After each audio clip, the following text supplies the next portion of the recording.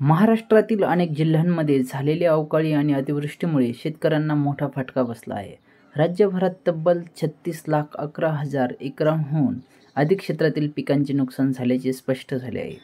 यामुळे शेतकरी आर्थिक अडचणीत सापडले असून त्यांच्या उत्पन्नावर मोठा परिणाम झाला आहे. अशा कठीण परिस्थितीत राज्य सरकार मदतीसाठी पुढे सरसावले आहे.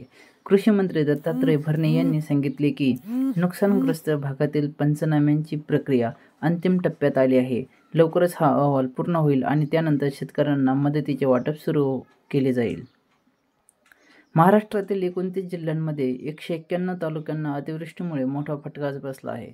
या पावसामुळे शेतकऱ्यांच्या पिकांना गंभीर नुकसानीचा सामना करावा लागला आहे.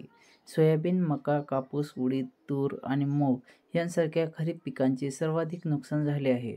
विशेषतः कापूस आणि सोयाबीनच्या पिकांवर मोठ्या प्रमाणात परिणाम झाला आहे. अशा प्रकारच्या पावसामुळे शेतकऱ्यांची आर्थिक स्थिती खूपच बिकट झाली आहे. राज्य सरकारने शेतकऱ्यांना योग्य मदत आणि भरपाई देण्याची घोषणा केली आहे. या परिस्थितीवर लवकरच उपाययोजना करणे आवश्यक आहे, जेणेकरून शेतकऱ्यांना दिलासा मिळेल.